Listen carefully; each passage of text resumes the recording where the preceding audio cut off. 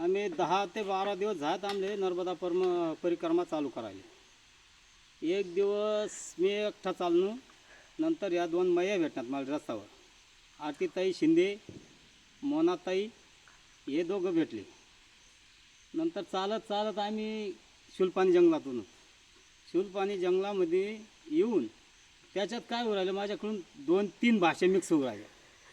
इकडे शे हिंदी, या मैयान त्या शेत मराठी बोलणार, मी शे आयराणी बोलणार, त्यामुळे मला तिन्ही भाषाच माझा गरफळा पडी, त्यामुळे काही उमजत नाही। तर इतकं काही भयानक शाही शुलपाणी जंगल, हा डोंगर चढणूत का तो डोंगर उतराना, तो चढणूत का हा उतराना।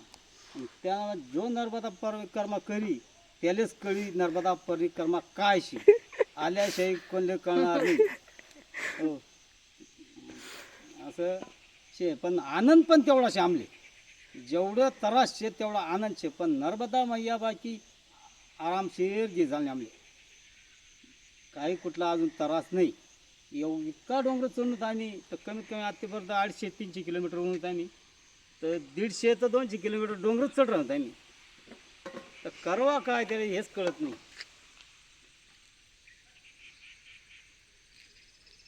पण आम्ही अजिबात कुठे काय कोणले घाबरून येत काय नाही, रस्ता तरी भेव अजिबात नाही, कुठलंच काही ताण नाही।